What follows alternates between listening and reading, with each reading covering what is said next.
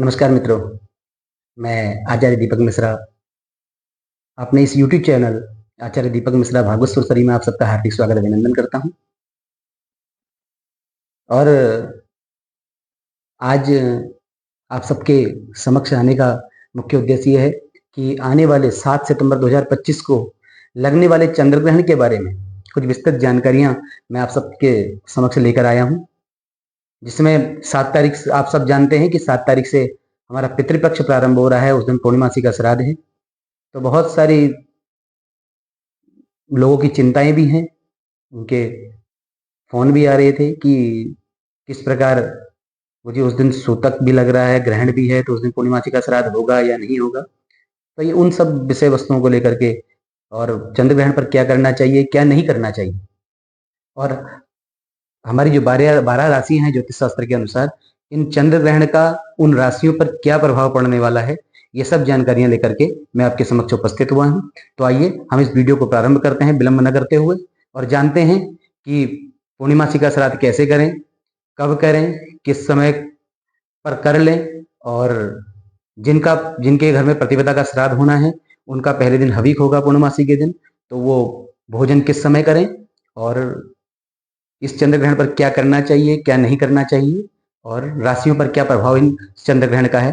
तो आइए विलंब न करते हुए अपनी वीडियो को प्रारंभ करें और जानें।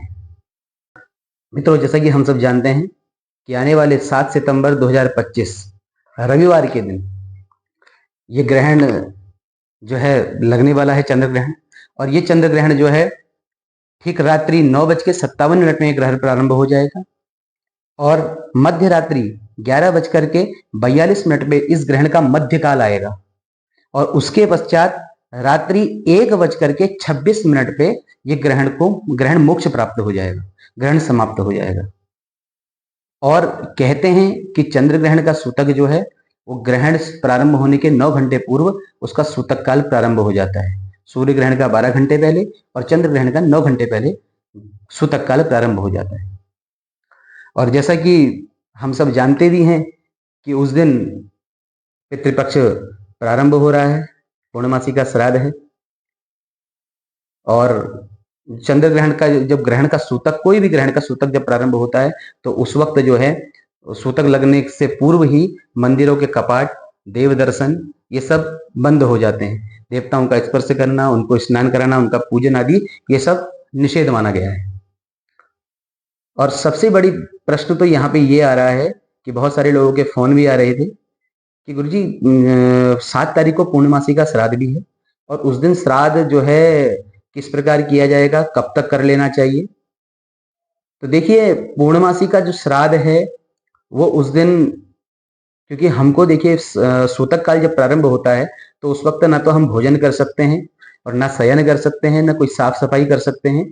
तो इसलिए पूर्णमासी का जब श्राद्ध हमारा श्राद्ध 7 तारीख को हमारा पूर्णमासी का श्राद्ध जिसके यहाँ है, उनको लगभग 11:30 से 12 बजे तक श्राद्ध आदि से निवृत्त हो जाना चाहिए, कि जिससे उनको 1 आध घंटा भोजन का भी और साफ सफाई का भी 1 आध घंटा मिल जाए। तो इसलिए 11:30 से 12 बजे तक अमूमन आप लोग उस दिन श्राद्ध पूर्ण करके भोजन आदि से निवृत्त हो जाएं, साफ सफाई से निवृत्त हो जाएं, कि जिससे श्राद्ध जो है विधिवत हो सके। कि सूतक लग गया तो उसके बाद ना तो फिर श्राद्ध मान्य है, ना उसके बाद भोजन मान्य है, ना साफ सफाई मान्य है, आप कुछ नहीं कर सकते। और दूसरी बात, जिनके यहाँ प्रतिपदा का श्राद्ध है, क्योंकि 8 तारीख को प्रतिपदा का श्राद्ध होना है, और वो श्राद्ध जो है 7 तारीख को उनका हविक होगा। तो इसलिए जिनका भी हविक है वो 12:57 से पूर्व ही हो सके तो 12 बजे तक भोजन आदि करके निवृत्त हो जाएं। उसके बाद साफ सफाई का मौका उनको भी चाहिए। तो इसलिए जिनके यहाँ 7 तारीख को पूर्णमासी का श्राद्ध है वो 11:30 से 12 तक श्राद्ध से निवृत्त हो जाएं, और जिनके यहाँ 8 तारीख प्रतिपदा का श्राद्ध है, जिनका हविक है, वो 12 बजे तक भोजन आदि करके निवृत्त हो जाएं। ये है। और उस श्राद्ध पूर्णिमासी का उस दिन अवश्य होगा। 7 तारीख को पूर्णिमासी का श्राद्ध होगा। जो पूर्णमासी का श्राद्ध करते हैं वो उस दिन पूर्णमासी का श्राद्ध 7 तारीख को करेंगे। जो पूर्णमासी का जो पूजन है, कुछ लोग व्रत करते हैं, कुछ लोग सत्यनारायण भगवान का पूजन करते हैं। देखिए, व्रत करने वाले पूर्णमासी का व्रत अवश्य करेंगे, व्रत नहीं छोड़ेंगे, व्रत छोड़ा नहीं जाएगा। क्यों?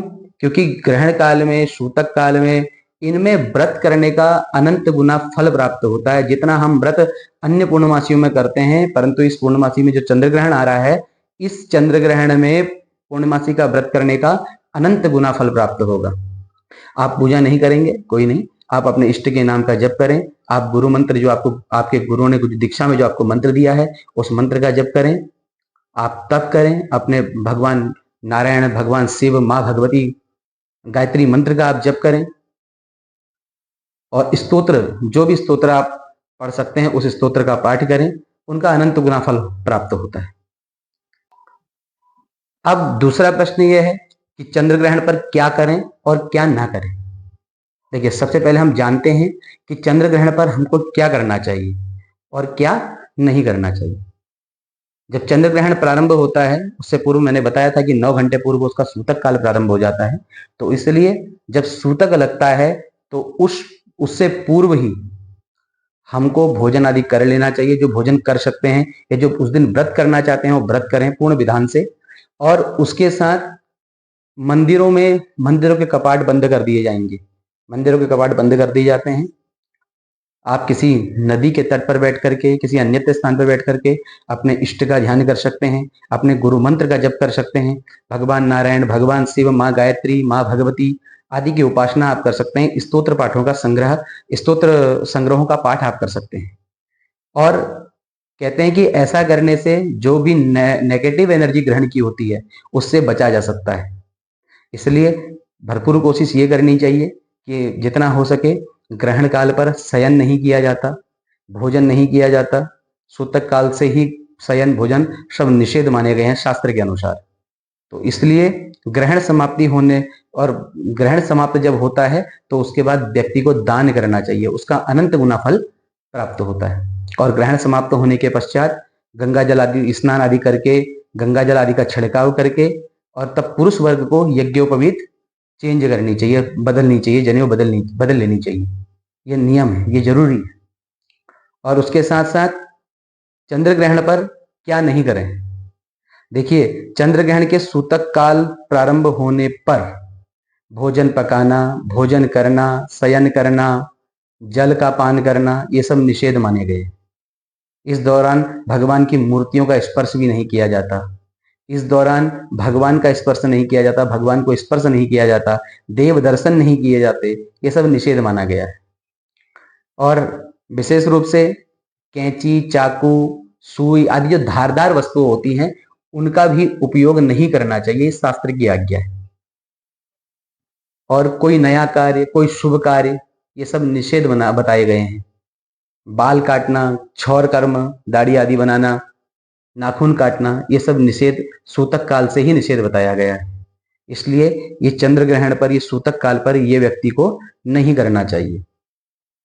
विशेष रूप से देखिए, गर्भवती जो स्त्रियां हैं, गर्भवती जो माताएं हैं, उनके लिए विशेष रूप से ये निर्दिष्ट है शास्त्र में कि कोशिश तो ये हो कि जब सूतक काल प्रारंभ हो जाता है तब से सूतक ग्रहण काल समाप्त होने तक आप कोशिश ये करिएगा कि अपने घर से बाहर ना निकलें, कक्ष में रहें, वहीं बैठ करके आपको जो कार्य करना है वहीं आप कार्य करें। क्योंकि ऐसा करने से जो गर्भस्थ शिशु होता है उसके बौद्धिक स्तर पर उस पर नेगेटिव एनर्जी का प्रभाव ज्यादा पड़ता है। इसलिए यदि इस ग्रहण काल पर आप बाहर निकलती हैं तो वो गर्भस्थ शिशु के लिए अच्छा नहीं माना जाता।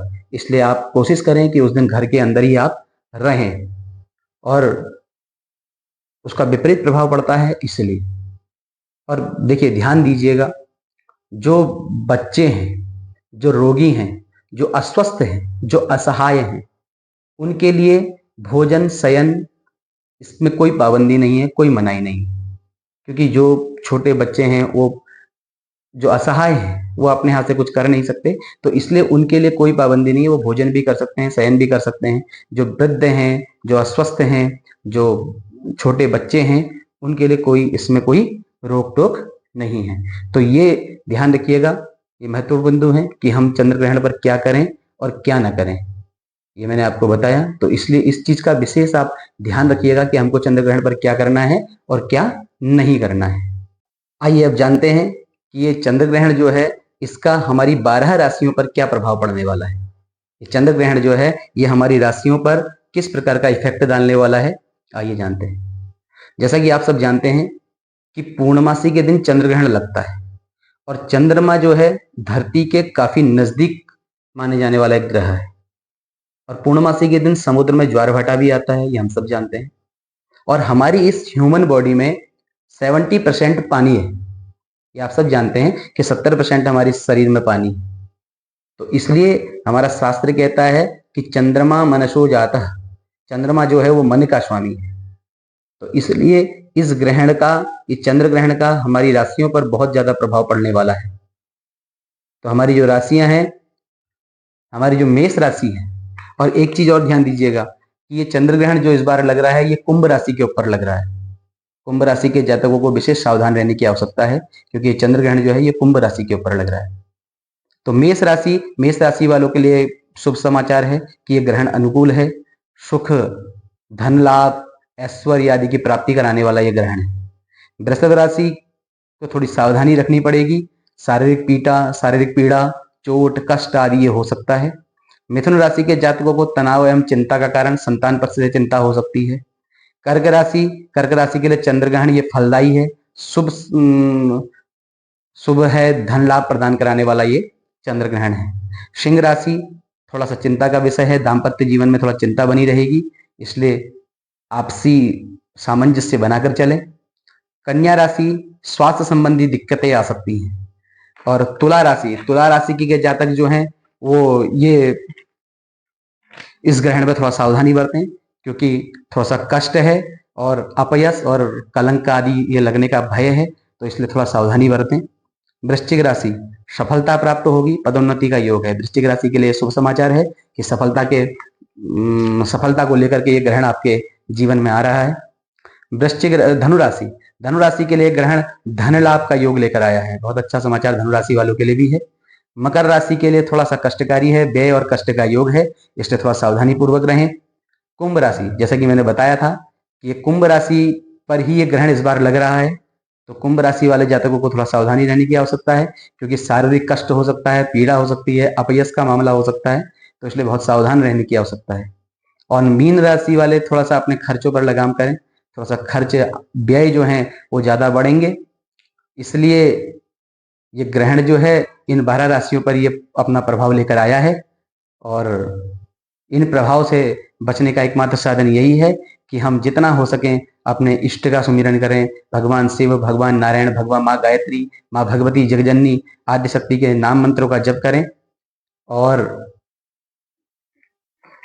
जो भी एक कष्ट है इस ग्रहण के राशियों पर उससे बचा जा सके, भगवान से यही प्रार्थना करेंगे कि सर्वे भवन्तु सुखिनः, सर्वे सन्तु निरामया, सर्वे भद्राणि पश्यन्तु मा कश्चित् दुःख भाग् भवेत्। सबको सुख और संपत्ति देकर के ये ग्रहण जाए। आशा करता हूँ मेरी वीडियो आपको सबको अच्छी लगी होगी और यदि मेरी वीडियो अच्छी लगे तो इसको मेरे चैनल को सब्सक्राइब करें, वीडियो को लाइक, शेयर, कमेंट और जितना हो सके इसको शेयर करें। धन्यवाद।